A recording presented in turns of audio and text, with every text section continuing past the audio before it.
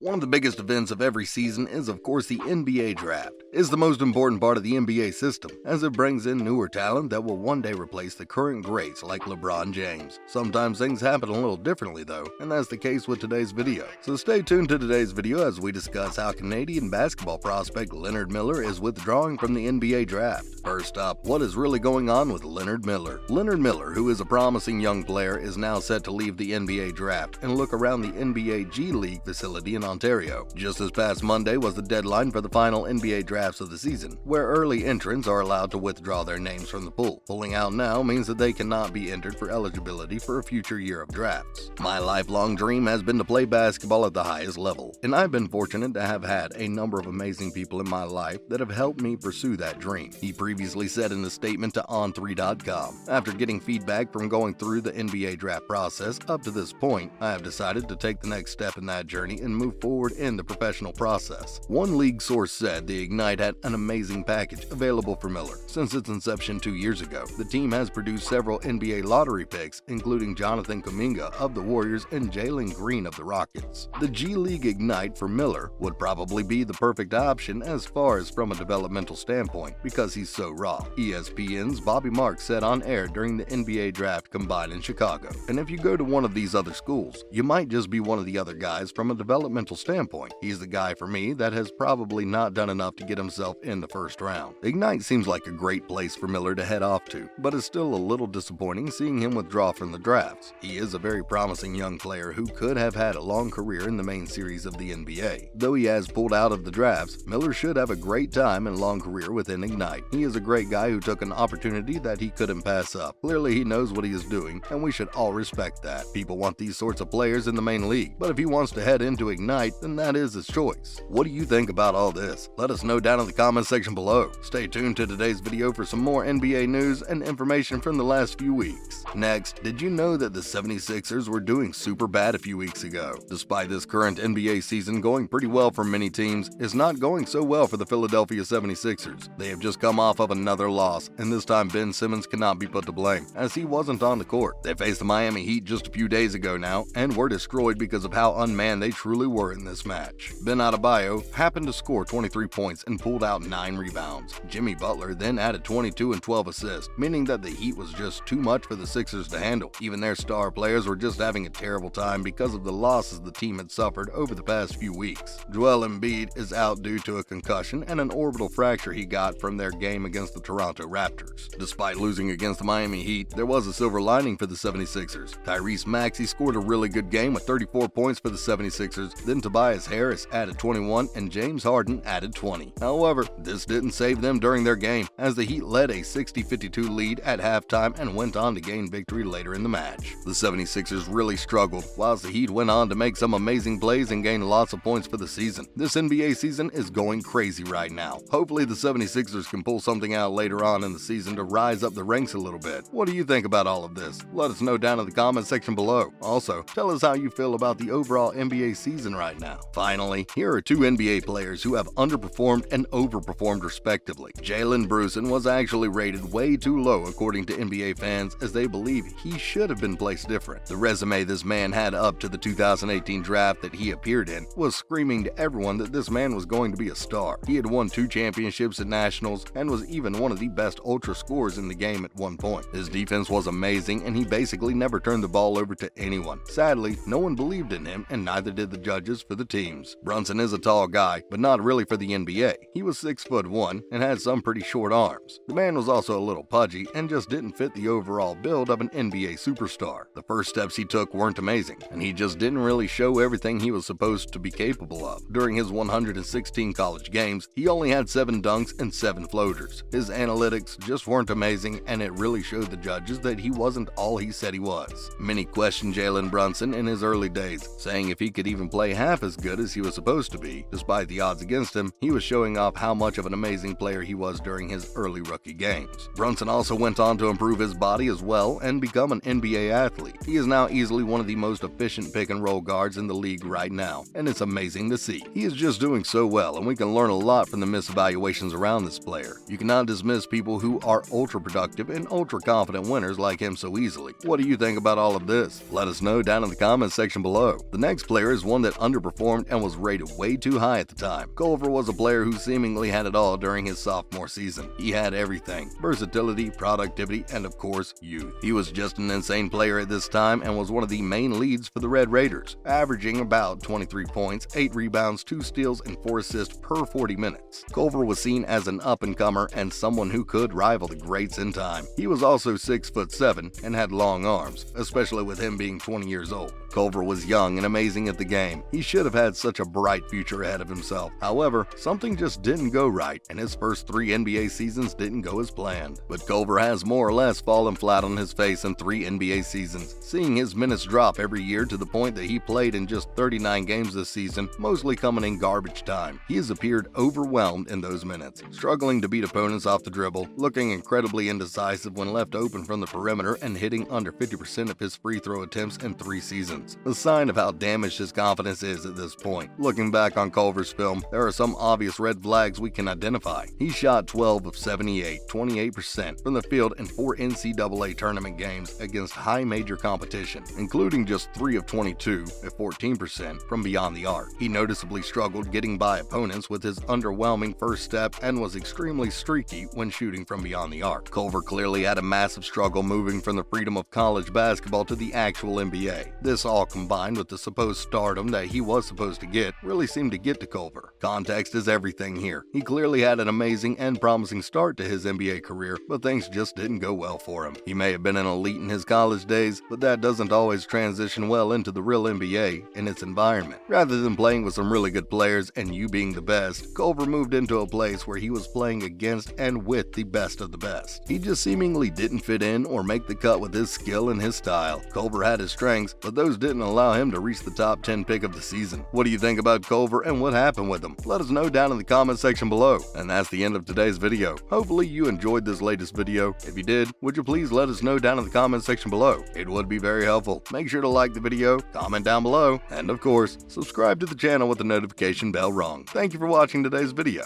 Bye.